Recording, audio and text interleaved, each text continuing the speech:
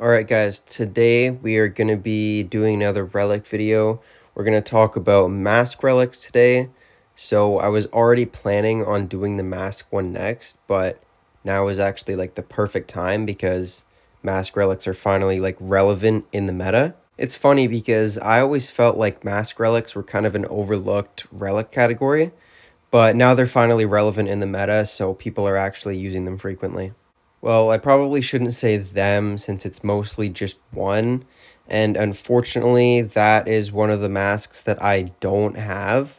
So that's the Supreme mask right here. I'm saving up for, I think it's tier 2. I'm saving up for one of the tier 2 relics in the team shop so I can hopefully pick one up.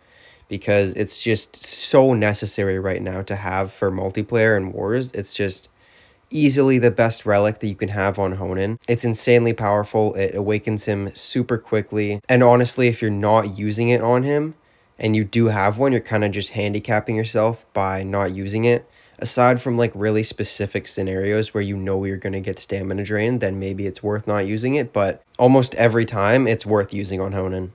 And obviously that's just because of the second perk right here. So that's 6 total really easy awakening charges. You can easily get at the very least 3 out of that turn 1. I'm sure everyone knows by now when the enemy Honan awakens, your battle is just done for. And almost every time they're going to be equipped with this mask right here. So I'm just going to continue with the ones that I don't have. The Fury Dojo mask is a pretty decent alternative to the Supreme mask just because yes, it gives stamina. Obviously, you want that on a mask. Supreme mask is really like the main exception aside from a few other ones. But this one gives stamina and it can give you a buff, so it still can give awakening charges, just a little bit more situationally. The League of Hunters mask is another great mask. It really just applies a random torture. That's the main thing. The second perk can obviously be good against like magic monsters and water monsters, but that's kind of like a secondary effect. That's not what you're using it for. And the same can be said for the Wasteland mask. It's mostly just the random torture, but that random element hater is really nice too. I'm honestly so mad that I didn't end up picking this one up. I meant to get it, but I completely forgot to get the Golden Legends Pass that contained it. So this is a mask that I think is extremely underrated and extremely underutilized. So if you are using a team composition that one obviously can equip the mask relic and two has a fire attacker, so if you're using maybe Charm or Akira with like maybe a denier or someone else that can hold this mask relic, it is amazing. So that second perk right there, if you can activate that before Akira or Charm or whoever it may be gets a turn in, it's just a ton of extra damage for them. It's super helpful to have, especially with Charm. That means all enemies are going to be weak to both magic and fire, which are both of her elements. And then the burning is just an extra bonus on top of that. And it obviously synergizes with the fire weakness. I don't know why I don't see people using this mask relic. It's honestly incredible. Sometimes I use it in bounty hunts depending on who I'm using. If I'm using Charm and one of my supporters has a mask relic, then it's super helpful to have. But yeah, this one's a little bit more situational than some of the other ones, I think. It's a nice recoil relic and it also synergizes with some monsters pretty well. Next up, we have my beloved Torvax's mask. So this one is craftable, which is one of the reasons that it's so great.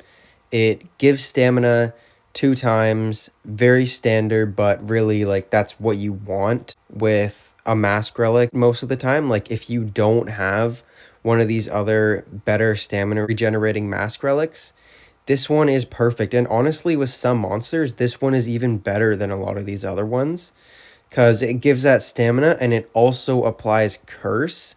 So for a monster, you can see right here, I have it equipped on Beach Rogue.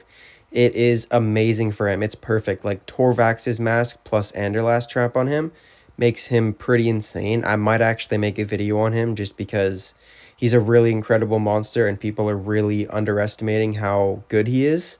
But yeah, Torvax's mask is just all around super good relic. Both of its perks are good and it's craftable. You can't really complain about that, honestly. So the other good craftable mask relic is Tetsuen's mask. Honestly, I don't really see much of a reason to use this over Torvax's, but it is definitely still viable. It's still a nice relic. I just definitely prefer Torvaxes over it. But if you already have this one and you don't want to craft Torvaxes, and it's definitely usable. It's still a good relic. So the Cosmos Civilizations mask is the next relic. I think this is one of the better ones for Hoenn that's not a Supreme mask. And that's just because of the insane stamina regen on it. So a lot of the times the stamina regen on relics will be 2 uses. This one has 3, which is nice, nothing too crazy. But it does also give stamina and apply stamina regeneration. So you get 9 extra spams of his extra turns. So if you are just cycling through his extra turns, I often do when there's a base with just like a non-threatening anticipation or no anticipation and you just want to get those really sweet hater effects for the one shot, it is pretty nice for that. And the healing and the random buff are just a little bonus. And our last relic is kind of one of those weird situational ones where it just depends on the monster. So where I would use this is on a monster that their second relic slot can already regenerate stamina. So Caliber is perfect for this for me.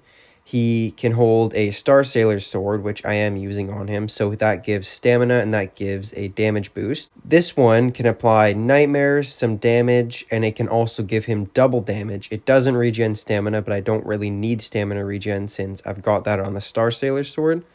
So honestly, that's like the best setup for him in my opinion. Unless you're using him with Hoenn, then you probably want a Supreme Mask.